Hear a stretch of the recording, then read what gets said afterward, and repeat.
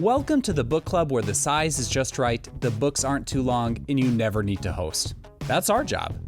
We bring best-selling and award-winning writers of every genre to Twin Cities metro area libraries to share their stories, discuss their work, and answer those burning questions you've always wanted to ask your favorite authors. This is a book club where we don't have to argue about what the author meant. They can tell us. The book club that doesn't require a clean house or wine and cheese. And in this book club, if you haven't read the book, it's all right. Although, we hope you'll be inspired to pick it up next time you're in the library. I'm your host, Slade Kemet, and you can consider the book club rewritten because this is Club Book.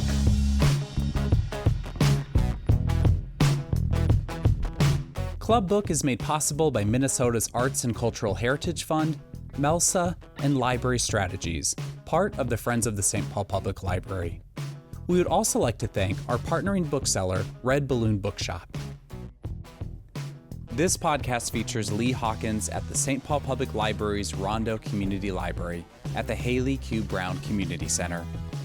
Pulitzer Prize finalist Lee Hawkins is an acclaimed journalist, memoirist, and podcaster.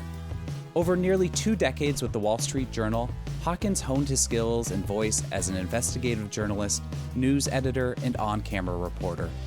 He gained a following with The Business of Celebrity with Lee Hawkins, a recurring series with Hollywood superstars, sports icons, and business legends that explored the entrepreneurial and financial aspects of fame. Later in his career, Hawkins pivoted to the coverage of race, equity, and education, with strong emphasis on the enduring impacts of slavery and Jim Crow segregation. These are subjects with deep personal resonance for him. Hawkins explores centuries of oppression and trauma in his own lineage in I Am Nobody's Slave, How Uncovering My Family's History Set Me Free. I Am Nobody's Slave is a potent blend of memoir, history, social commentary, investigative reporting, and cutting-edge genealogical science. In a glowing review, Forbes summarizes, Hawkins confronts the lingering effects of intergenerational trauma, showing that healing is an act of defiance in itself.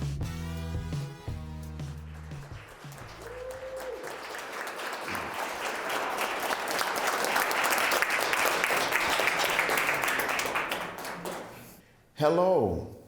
It's good to see so many people who have had such an influential part of my life.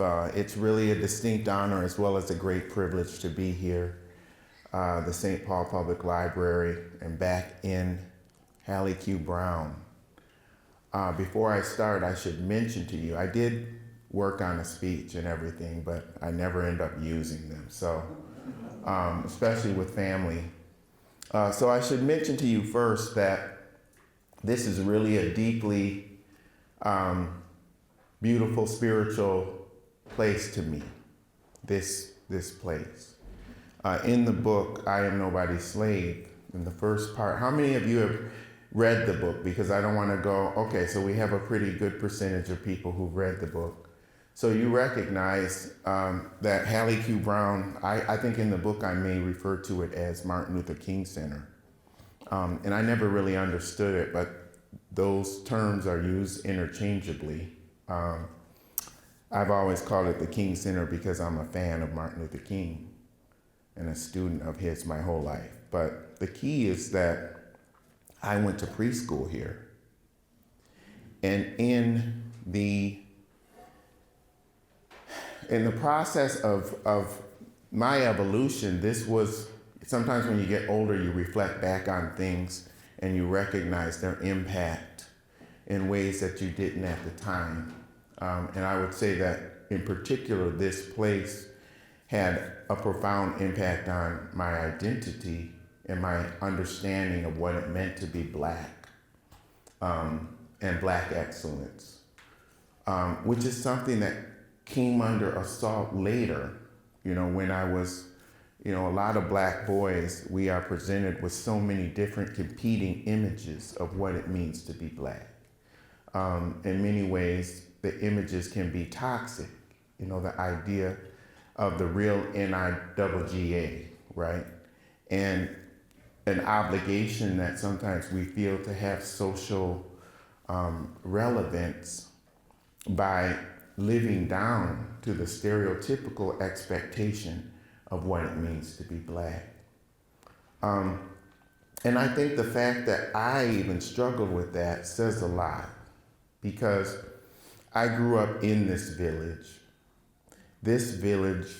of people from Rondo. A lot of people know that I lived in Maplewood, but they did not know that I had a very firm foot planted in the Black community, and that my family was a member of Mount Olivet Baptist Church, and there were so many, I guess a dotted line membership to Pilgrim Baptist Church, and St. James AME, and Camphor Methodist, and all of these different places that are storied and iconic within the context of the Twin Cities and St. Paul in particular. When we were kids, when you crossed the bridge into Minneapolis, you had to have a rabbi, right? You had to have somebody who's going to endorse you, because if you went over north, that was like being in a different state altogether.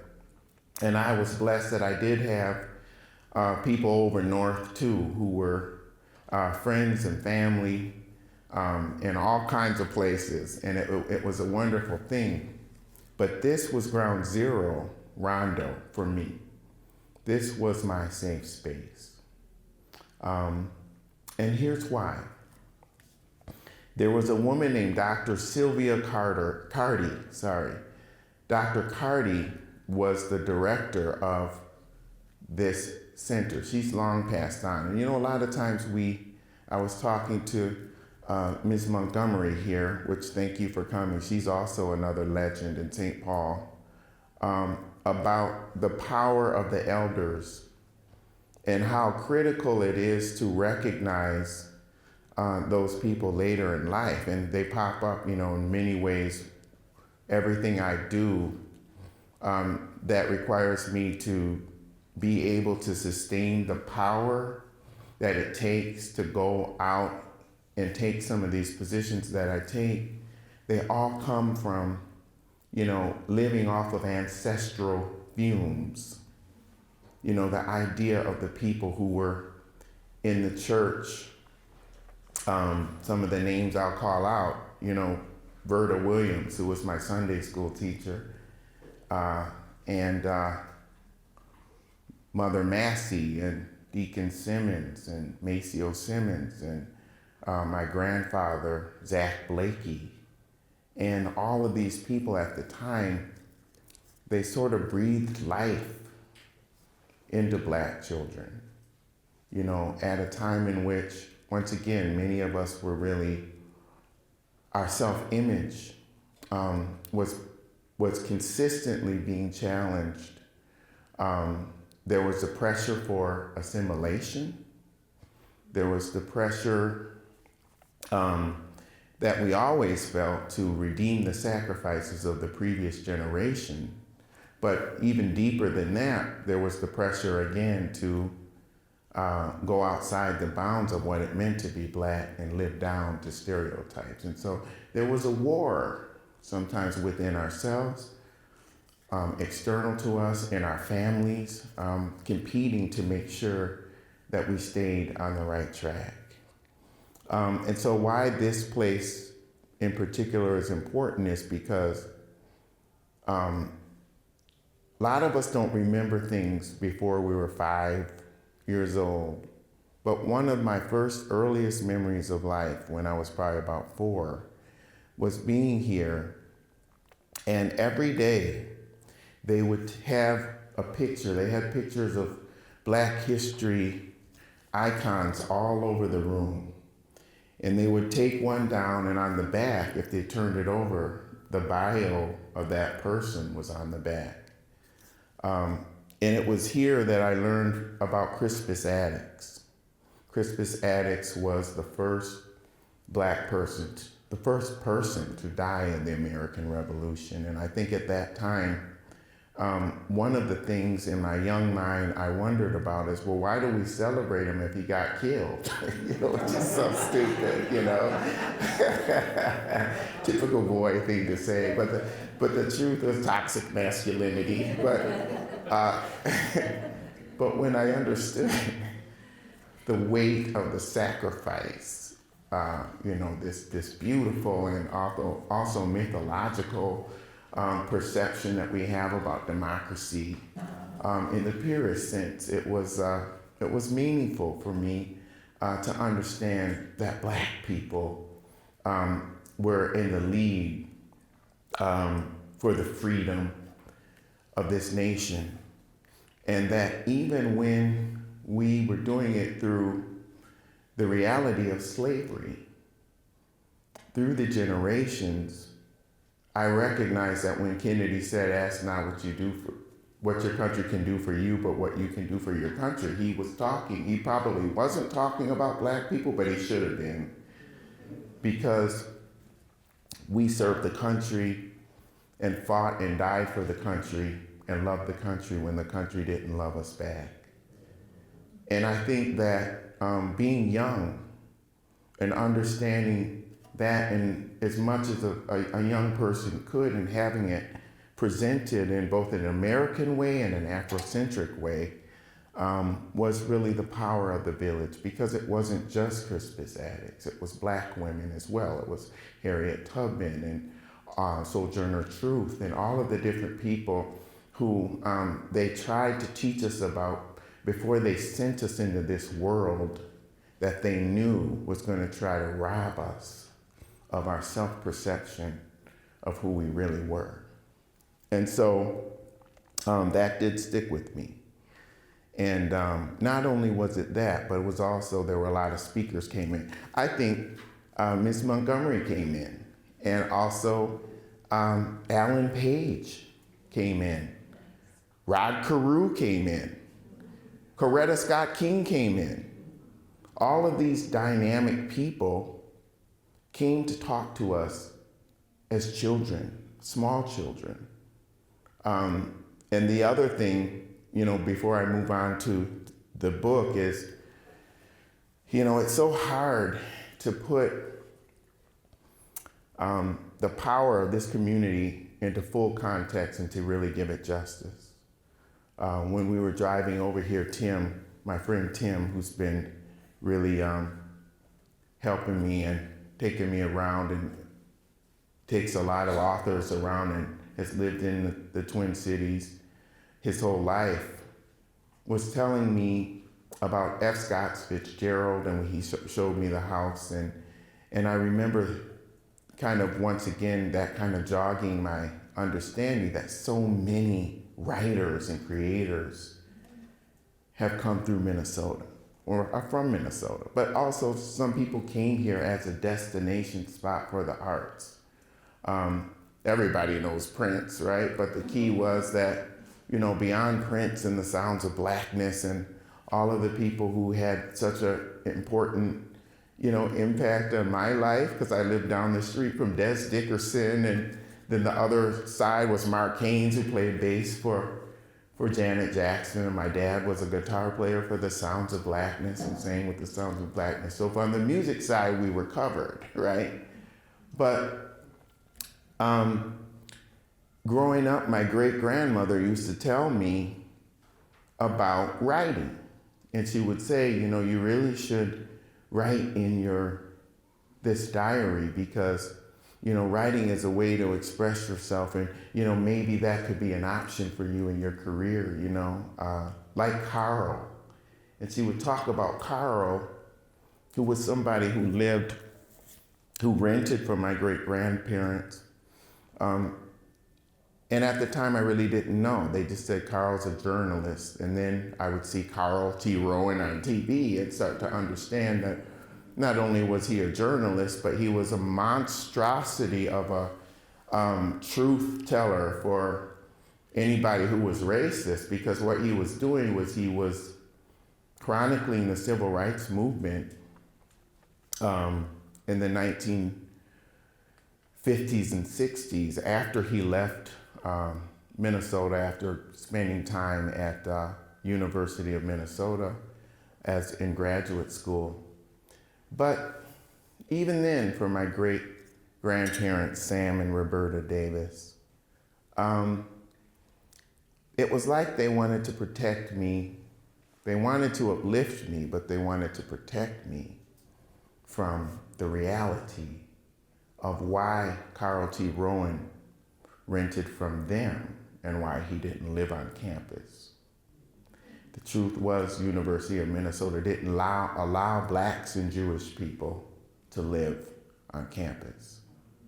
And so at the time, Mr. Bridgman, another mentor of mine, explained to me that a lot of times you had to find a black person who would rent to you, and you would do the lease, and then part of the lease you would have a meal plan, and a lot of times that meal plan could have been collard greens and black-eyed peas, which I would have loved that meal plan, but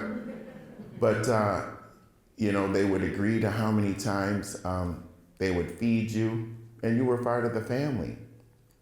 And so to think about, so many black judges and dentists and doctors and senators and all of these people, a lot of times we don't think about the fact that they grew up and came of age and came into prominence as survivors of Jim Crow apartheid, and that they lived under Jim Crow apartheid, and that they were educated primarily at HBCUs, which is why HBCUs are so critical to the sustenance of our community and our nation, because we had to come together to put together the greatness that you see among us. It wasn't something that was really endorsed by our government.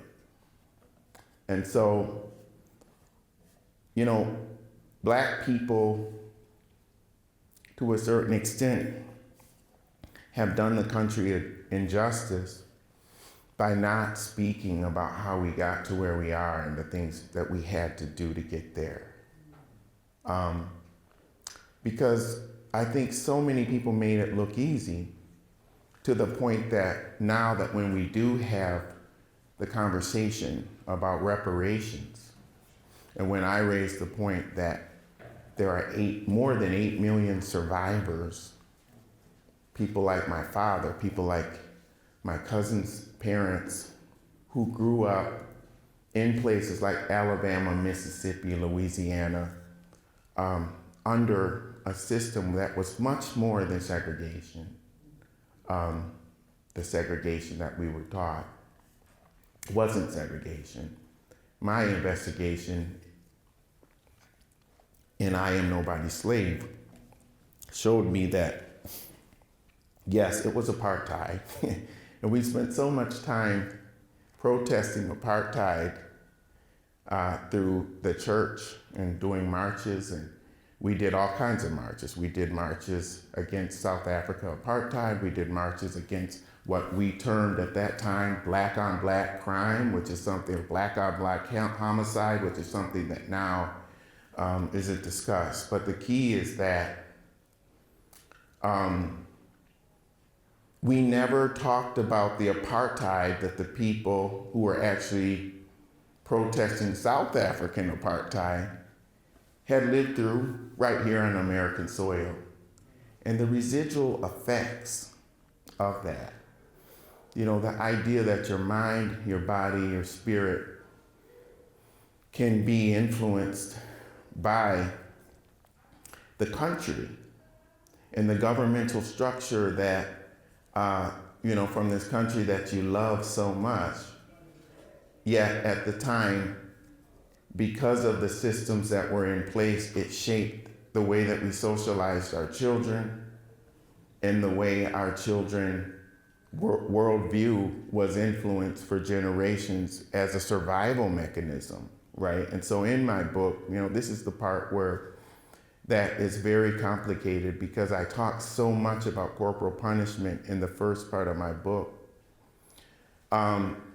Some people love to fixate on that part of the book, but then not talk about the second part of the book, which is the understanding of the history that provided the context for corporal punishment to be used against me and so many black children that I knew was because all of this was handed down through generations, starting with state-sanctioned violence that started on plantations, and then the violence that was used against children during Jim Crow to beat the fear into them so that they would not make mistakes that could ultimately get them killed.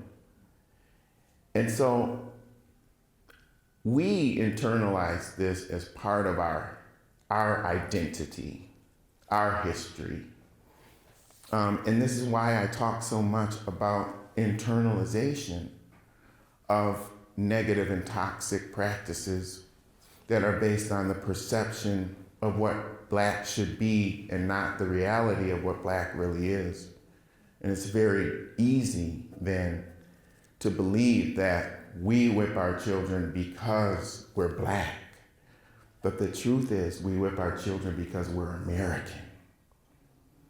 Every mass shooting, every murder-suicide, every homicide that we see in modern times goes back to the origin story that we will not reckon with the understanding of state-sanctioned violence in the American story, which started with the genocide of the indigenous First Nations people and the reality of 12 generations of Black Americans living through slavery, and then another 5 generations living through apartheid, which ended only in 1964. And so this is the part, when I get up here, I don't want to lecture white folks. I don't want you to feel guilty. That's not what I'm doing. I really like you people. I have a lot of white friends. And you're lovely people. You are just salt of the earth, especially the Irish and the Scandinavians, of course. That's not what this is. But what it really is understanding that when people talk about white supremacy, that's a very polarizing word. I'm probably the furthest person from a woke person you would ever see. I worked for Rupert Murdoch for 20 years, for Christ's sake. But darn it, when you talk about white supremacy, that's not a political statement. That's a truth of American history. That's all it is, and we can't change it. All we can do is reckon with it. But white supremacy, for all but 60 years of this country's existence, white supremacy was the law, okay?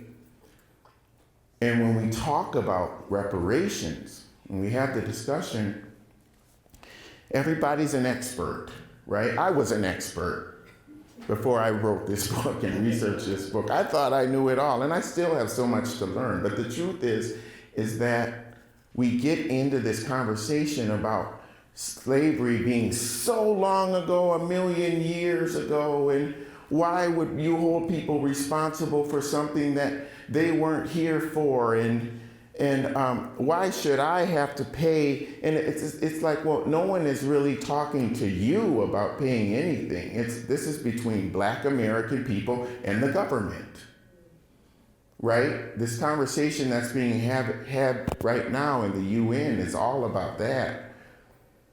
It's not about you as an individual. You are not the government, right? And I think people have this inflated self-perception where they believe that white people are the government, individual white people. You're not the government. You're just a dude. I'm just a dude, right? I'm not saying that you're responsible for slavery. And I'm not really talking all that much about slavery. I'm talking about Jim Crow. And I'm not talking about my great-great-grandparents who are in the book. I'm talking about my dad, Lee Hawkins Sr., okay? My dad was my best friend. And there were things that I witnessed as a child, the things that touched him in such a tender place that he could not form his mouth to make the words to speak about what he had lived through.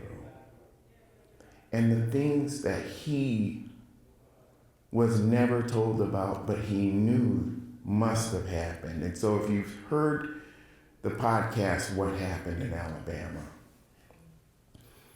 that is a central question of so many people who are descendants of the 8 million survivors of Jim Crow who live today and have never been acknowledged, never been defined as being survivors of apartheid, or being survivors of what my investigation revealed now was a crime against humanity committed by the American government against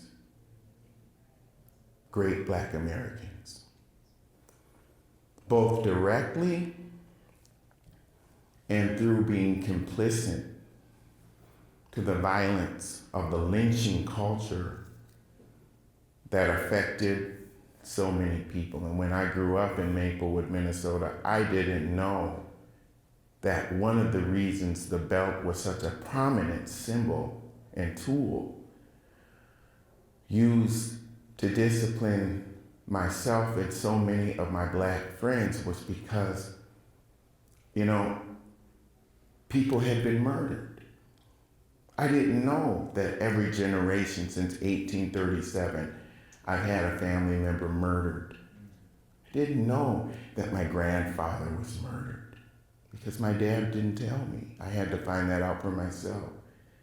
I didn't know, my dad didn't know that his parents' fathers were murdered. My grandmother was 9, and my grandfather was 5 when his father was murdered. And so many generations, because you read the book, I don't have to go back and tell you about all of the murder that has happened. And that these people most often were not held to justice. That they had to sit through the trials. My grandmother and her siblings, they had to sit through the Jack Taylor trial. And he was put on trial 3 times, and what it was a kangaroo court. Because ultimately, he was acquitted in less than a few minutes, according to the Montgomery Advertiser. And so, when I talk about intergenerational trauma, that's what I mean. It's not just a term that we talk in fancy symposiums. This is not about Frederick Douglass. This is about my dad. And so, why is it so important to talk about trauma?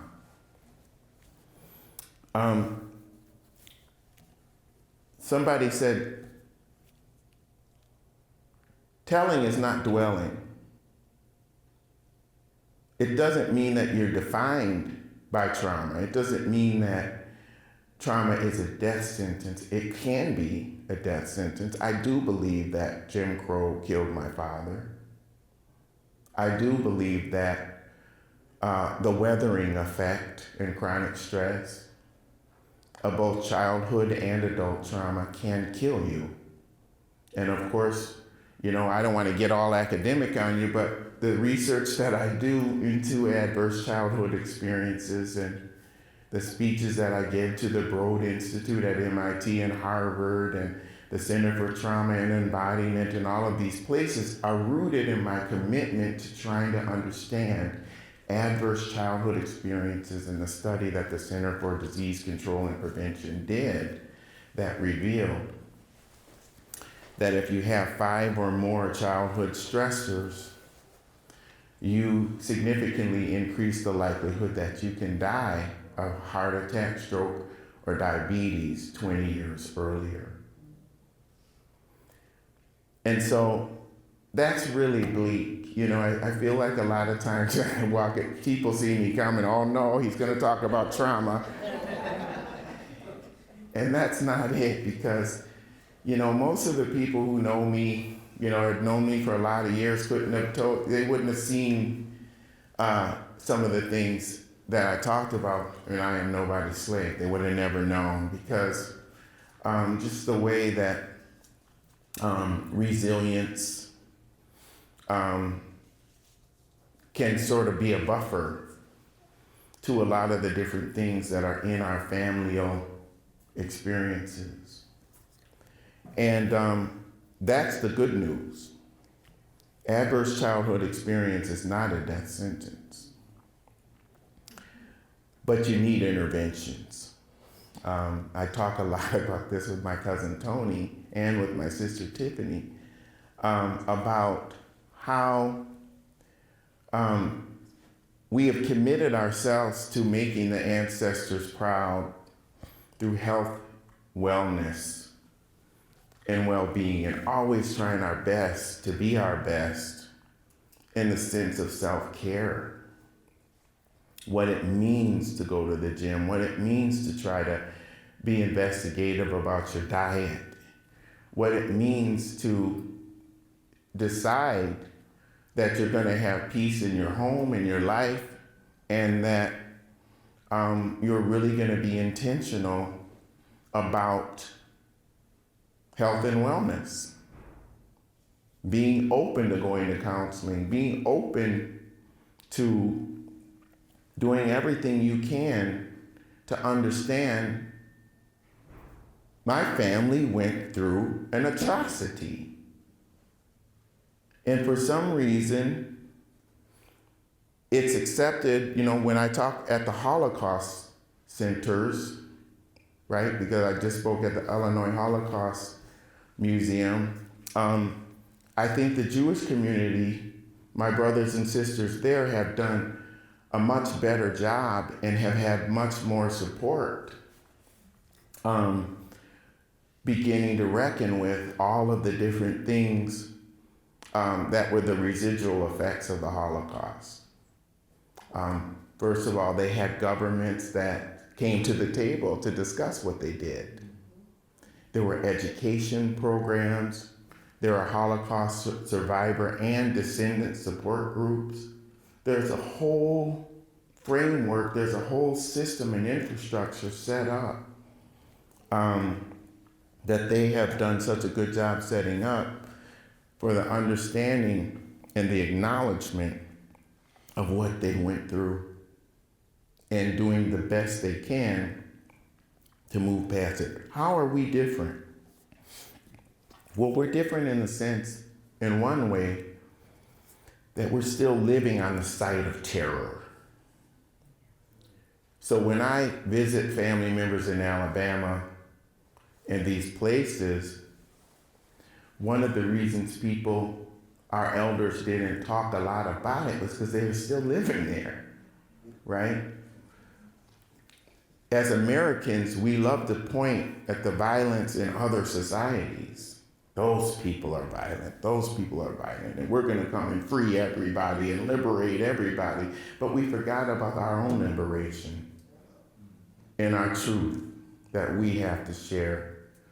And I understand that there are family secrets about violence, but the broader American family is rooted in a secret about our violence. And so it's sort of a parallel argument. What percentage of people, I spoke in Utah a couple weeks ago, and that's where all the genealogists hang out. I love the Mormons because they do so much work in chronicling families and giving us the tools to be able to do this research. And I am forever grateful to the Mormons for that. But one of the questions I asked when I was there was, how many people in this audience are in a no contact situation with at least one family member? And I'd like to ask that question here today. How many would you say? Okay, so that's good. And a lot of the audience, well, that's not good, but I don't mean to make light of that, but about half the audience in most of the places I go are now in a no contact situation with a family member. And the biggest issue for most families, a lot of white families, is political polarization. You have the one person on the family who's the Trumper and the MAGA guy, and then you have the person over here who's, just went through a transition or something, and they're feeling unseen and unheard as a member of the LGBTQ community. And if you can imagine those two people at the same table, that for Christmas or for Thanksgiving, that can be challenging. And then when you throw religion into it, and buried secrets and all of these different things, it's just, a recipe for a disaster. But what happens then?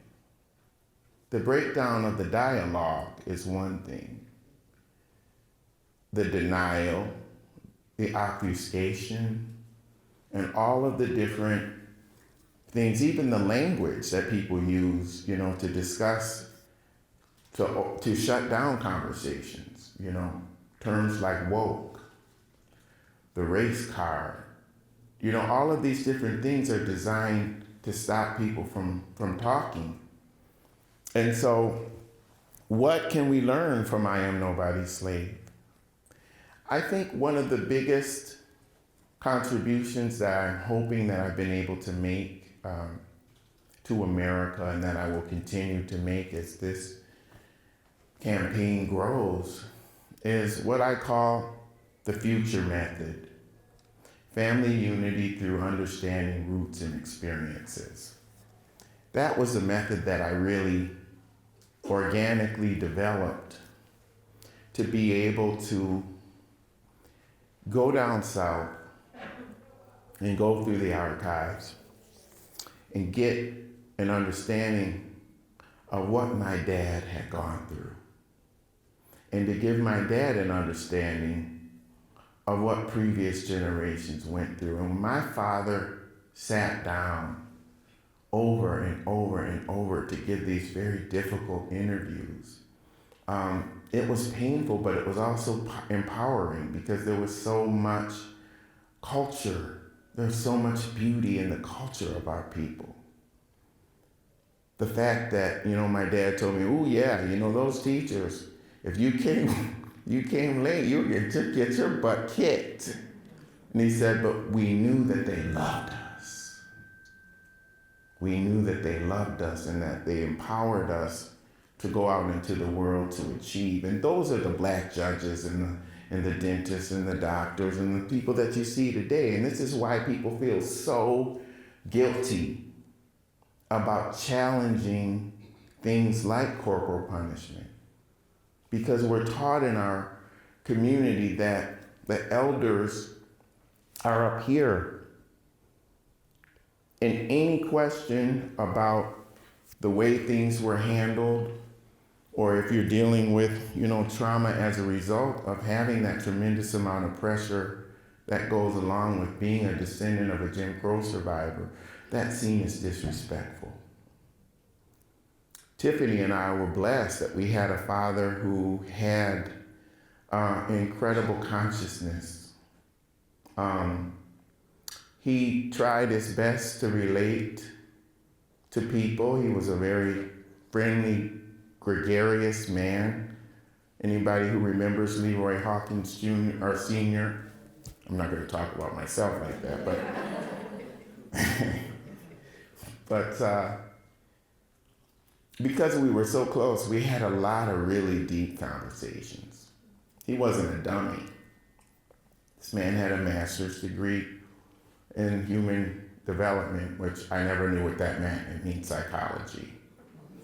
But because he did go back to school and he took the class from Dr. John Taborn at University of Minnesota, who dug into the legacy of slavery and the way it shows up in modern times, he understood that the belt needed to be retired in our bloodline, and he apologized for the use of it.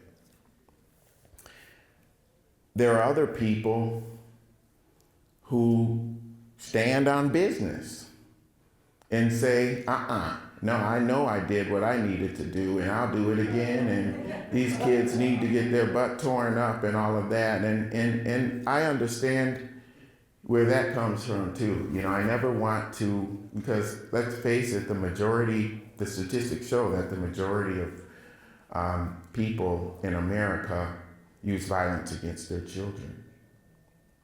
And so I never want to judge. All I want to do is not even be an advocate. I'm only an advocate for one thing, and that's for truth. And so I'll give you the information and I'll dig it up. I'll dig up. Yeah, some of y'all know me. I'll dig up the information and I'll get to it. And I'll present you the information that about the issues that we do not want to discuss. That's where I want to be, because I'm not interested in continuing to, kind of dilly-dally around all of the different issues that everybody else is talking about, and so many of these great people who we respect, great writers that I had the opportunity to come across, have done such a good job writing about Black bodies and the damage that has been done by law enforcement and all of that. They did a great job. So I decided that I would do the impact of the Black mind, because we have to understand that these systems and the socialization that is very rooted in American violence impacts our minds.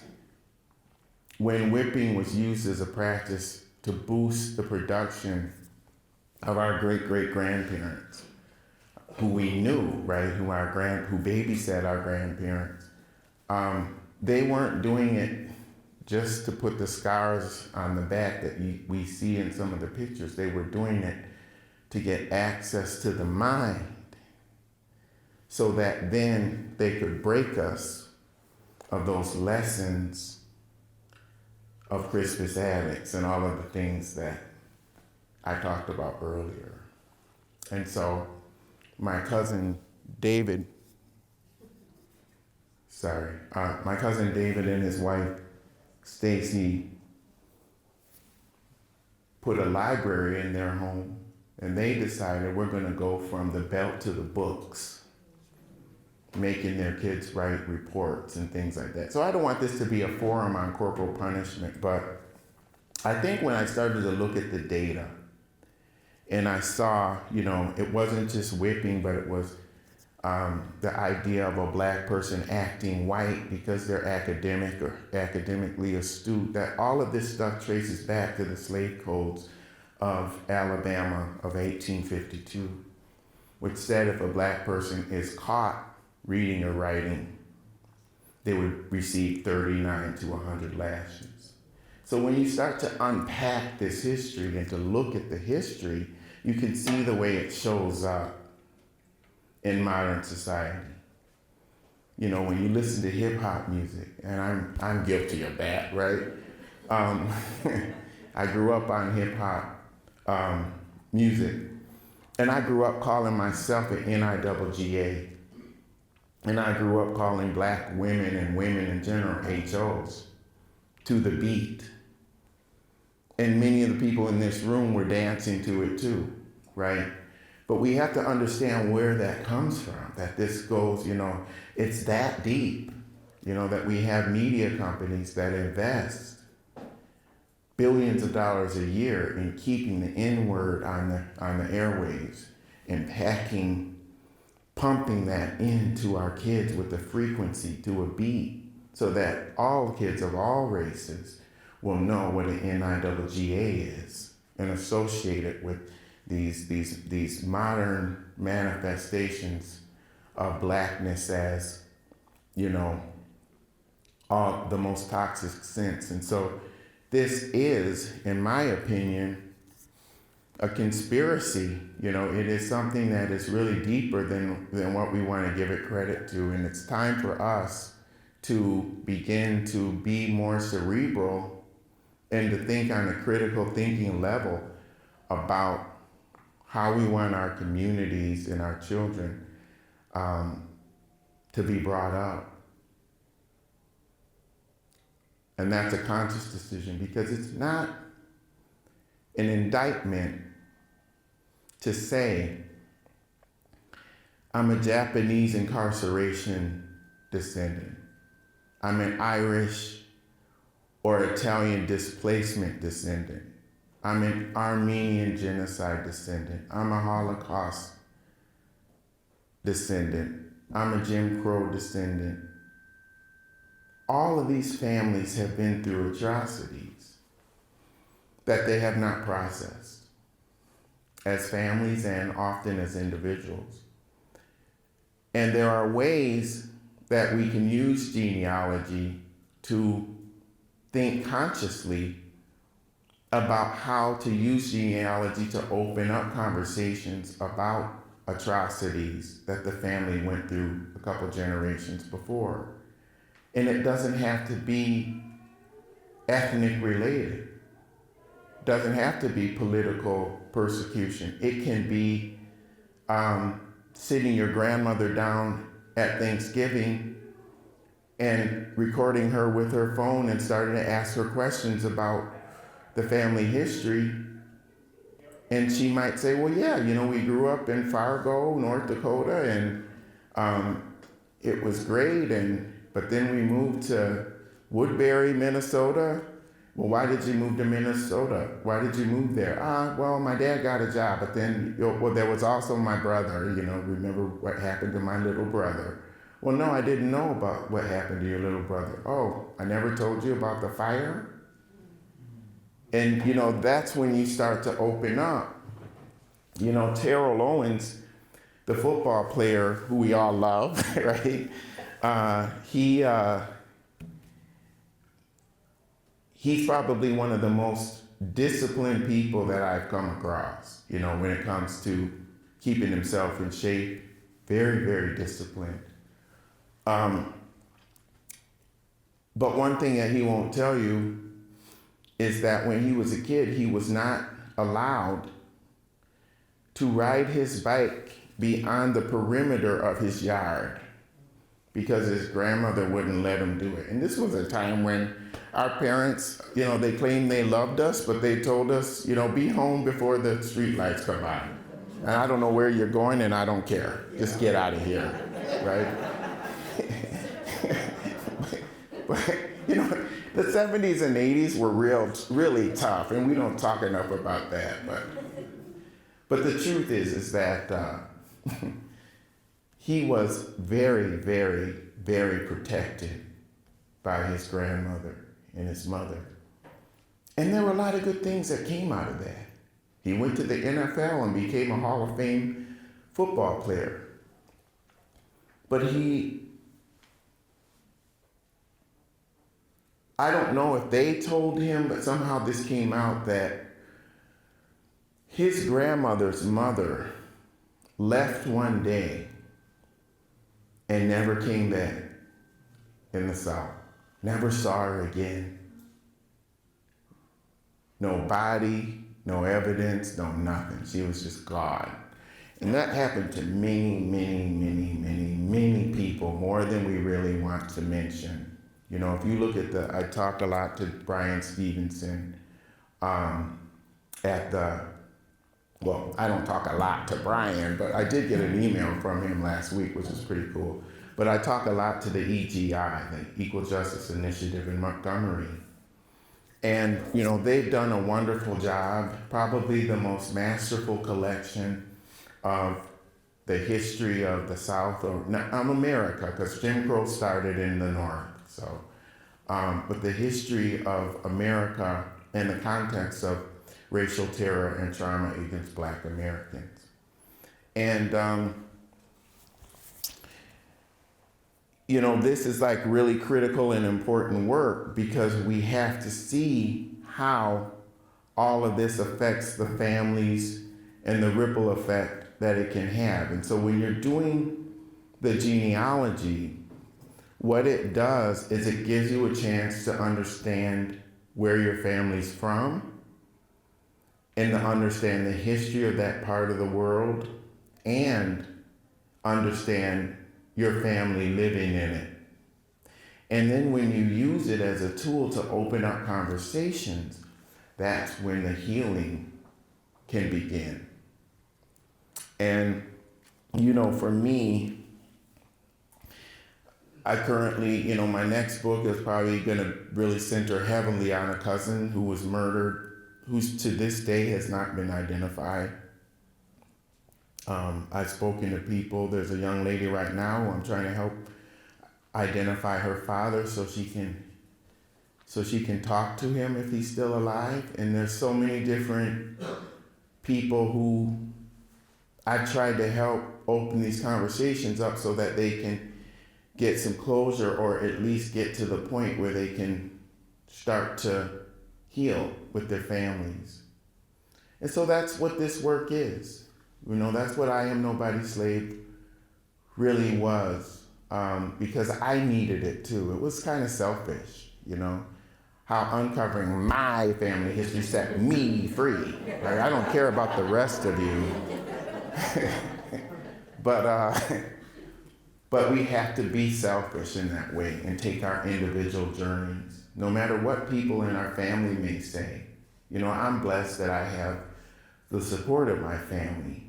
You know, my sister Tiffany, you know, opened and trusted me with a lot of different things that were very, very tender. But she's a warrior, and it's important to know that when we look at the people who decide that they don't want to go there, you have to understand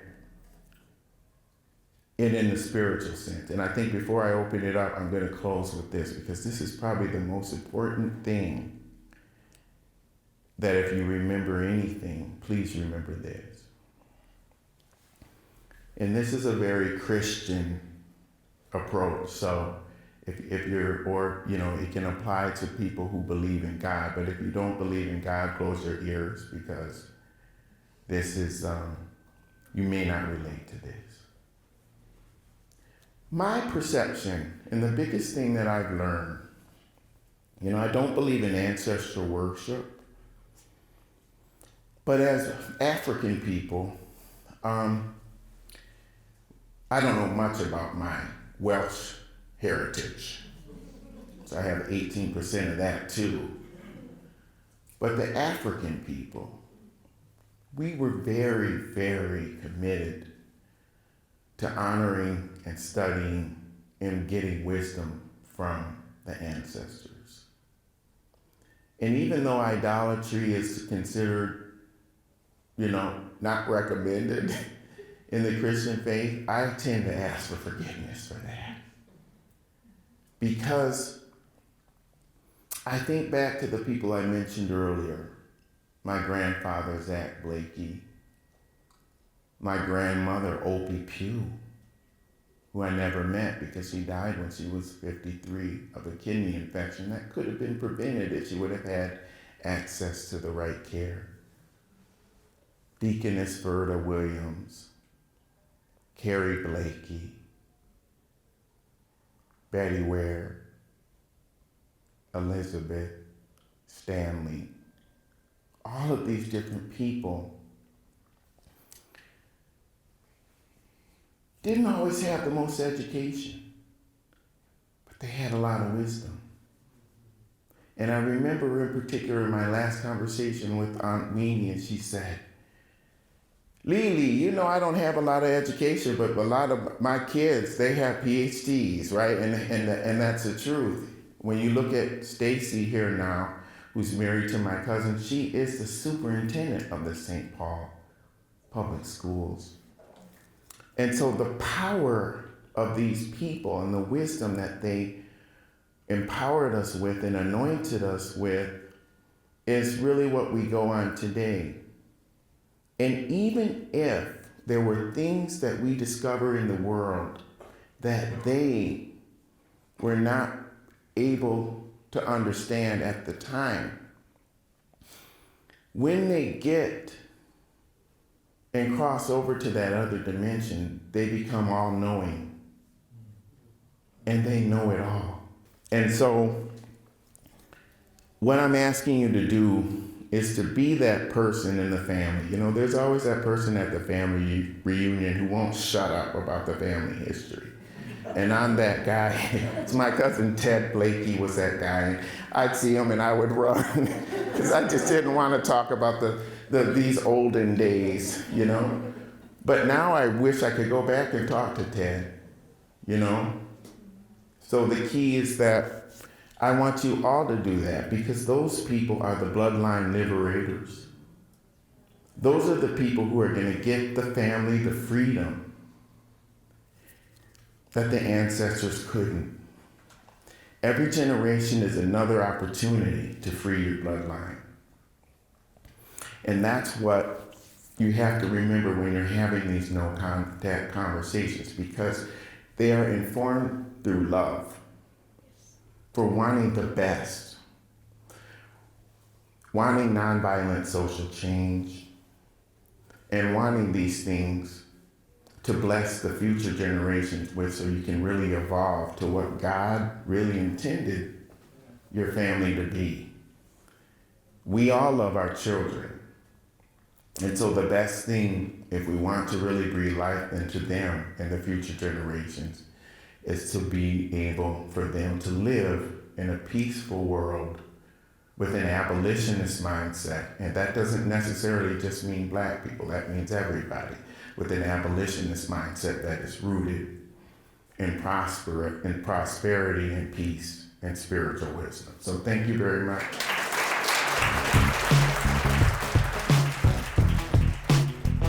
That wraps up our St. Paul Public Library event with Lee Hawkins. Make sure to catch our next podcast with Nathan Harris.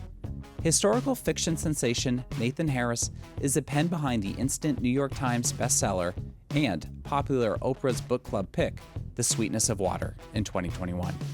His latest, Amity, returns to the Reconstruction era and a Southern society determined to return freed people to bondage. Visit us online at clubbook.org for details on past and present seasons, sign up for our e-newsletter, check out our calendar, and so much more. Stay up to date with all of our events at our Club Book Facebook page.